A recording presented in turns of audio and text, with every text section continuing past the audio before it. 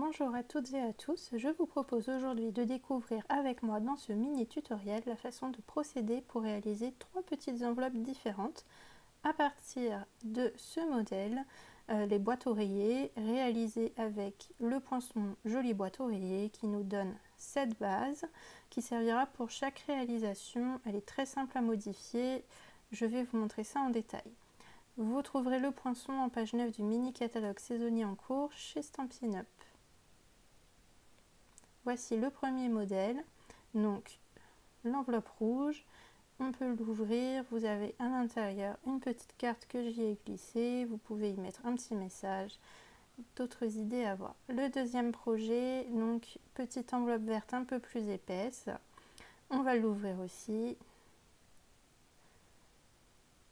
Vous voyez qu'il y a un petit peu plus de place à l'intérieur pour y glisser des petits embellissements, des die cuts par exemple, ou des petites cartes.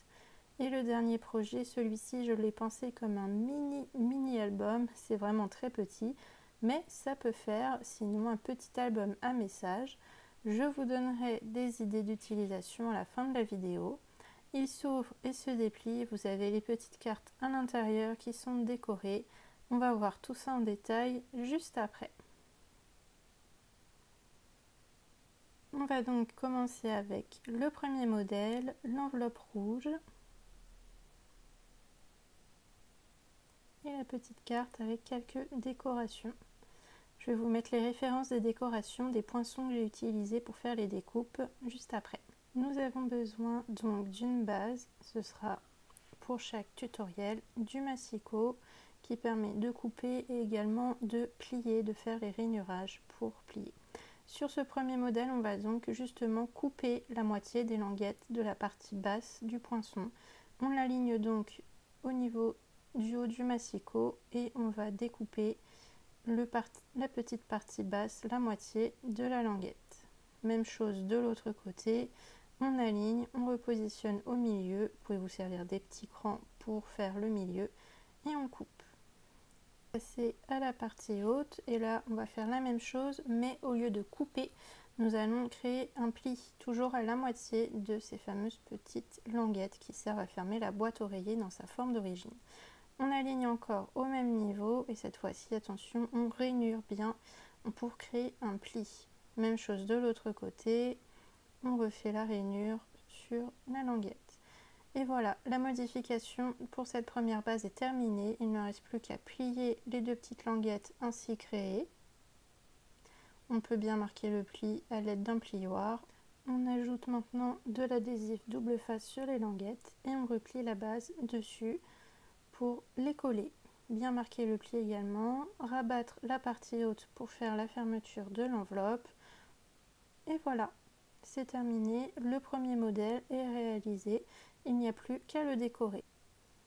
Pour la petite carte à l'intérieur de l'enveloppe, j'ai découpé un rectangle qui mesure 8,4 sur 5,3 et j'ai arrondi les quatre coins de la petite carte. L'empreinte qui décore la petite carte fait partie du lot des flocons surpiqués du mini catalogue en cours. Les décorations qu'il y a sur l'enveloppe sont les poinçons déco de Noël du catalogue annuel et joie de Noël du mini catalogue en cours. Et voilà pour ce premier modèle. Deuxième modèle, l'enveloppe accordéon verte. Pour celle-ci, vous avez les décorations qui sont utilisées avec les mêmes poinçons. On va avoir une petite carte, les mêmes mesures également. On prend la même base de carte, celle-ci je l'avais déjà préparée, j'avais déjà fait les plis, donc on va simplement faire des plis sur celle-ci, sur les languettes. Donc on aligne comme la dernière fois et on va créer le rainurage de chaque côté.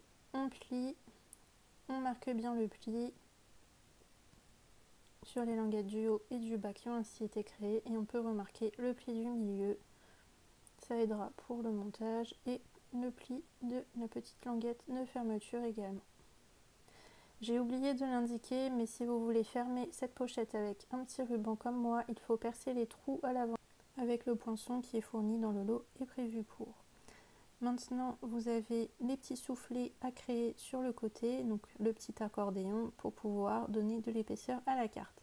Pour ce faire, il faut couper deux rectangles qui vont mesurer 4,3 sur 5 cm Et ensuite on va marquer les plis à 0,5 puis tous les 1 cm.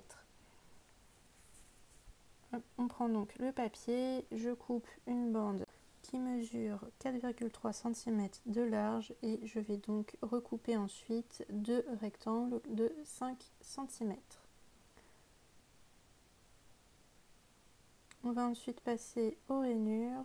On commence par celle à 0,5 et ensuite tous les 1 cm, donc ce qui nous fait à 1,5, 2,5, 3,5 et 4,5.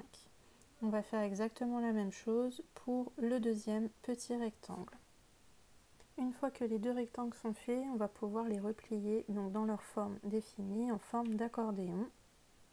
Vous pouvez, si vous le souhaitez, marquer les plis au plioir pour insister un petit peu plus. Ça permettra que l'accordéon soit un peu moins épais et rentre mieux à l'intérieur de la petite pochette. Ensuite, il vous faudra ajouter du double face sur les languettes pliées à l'intérieur et attention au niveau de la position de l'accordéon. Vous voyez, il y a le petit bout 0,5 et le bout de 1 cm. Le grand bout doit être dirigé vers l'intérieur. Vous faites maintenant la même chose de l'autre côté. On ajoute du double face sur la languette et bien faire attention à ce que la plus grande partie de l'accordéon soit dirigée vers l'intérieur. Si vous vous trompez de sens, c'est simplement qu'il va dépasser de la pochette, ce sera un peu moins joli.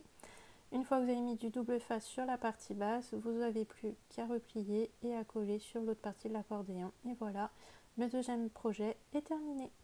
Vous avez la petite enveloppe à soufflet. La petite carte à l'intérieur, c'est exactement la même chose que le premier projet, les mêmes mesures. Donc 8,4 par 5,3. J'ai également arrondi les coins et fait avec un poinçon surpiqué pour décorer les signes d'empreinte sur la carte. Voilà, on passe au troisième modèle. Donc le mini album. Donc pour celui-ci, c'est pareil, on va reprendre une base. La modification va être très simple pour la base également. On va simplement venir cette fois-ci couper de chaque côté la moitié des languettes. Contrairement au projet d'avant où on avait plié, cette fois-ci on va bien couper. Même chose, on aligne au bord du massicot, on coupe les languettes et on obtient la base de notre pochette. On va pouvoir marquer déjà les plis existants grâce à la découpe du poinçon, donc le milieu et la pochette du haut. Et nous allons également avoir besoin de rajouter un nouveau pli pour pouvoir créer cette épaisseur pour contenir le petit dépliant que nous allons créer après. Nous allons donc venir créer deux rainurages à 0,5 cm en dessous les pliures existantes. Donc pour ça, il suffit de s'aligner au niveau du massicot et de créer les deux nouveaux plis. Une fois ceci créé, vous pouvez les marquer au plioir sur les deux, le haut et le bas, et la pochette est terminée. On voit bien ici que nous avons donc maintenant une pochette plus épaisse qui va pouvoir contenir le dépliant qui sert de mini-album que l'on va créer juste après. On peut laisser la pochette de côté, donc voici la partie dépliante que l'on va créer. Donc ce dépliant est réalisé avec une grande bande de papier qui mesure 29,7 sur 8,8 cm. Donc en fait c'est une longueur d'un papier A4. Donc il suffit juste de couper à 8,8 cm pour avoir ce grand rectangle. On va maintenant passer au rainurage. Donc on va faire des rainures tous les 4,9 cm. Donc au bout vous allez avoir un tout petit morceau restant, c'est normal et il faudra bien marquer le pli car il va nous servir après pour coller la base. Donc nous marquons un pli à 4,9 cm, puis à 9,8, puis à 14,7, puis 19,6, 24,5 et enfin 29,4.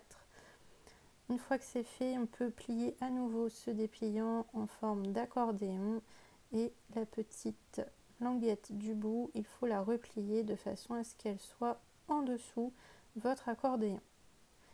Donc aidez-vous d'un plioir pour pouvoir la replier, pour pouvoir bien marquer le pli, c'est important, ça permettra de coller plus facilement le dépliant dans la pochette. Voilà, l'accordéon est terminé, les parties pour réaliser ce mini-album sont terminées, il n'y a plus qu'à les assembler. On va donc se servir de cette petite languette qui est bien en dessous pour coller l'ensemble dans la première pochette que l'on a créée. Il vous suffit donc d'ajouter du double face au milieu et de coller la petite languette. Et là c'est terminé, votre structure est prête. Vous n'avez plus qu'à décorer si vous le souhaitez le petit accordéon. Vous le refermez simplement, moi j'ai mis un petit ruban pour le fermer mais vous pouvez choisir un autre système. Pour ces petites cartes, c'est encore une fois des petits rectangles sur lesquels j'ai arrondi les quatre coins.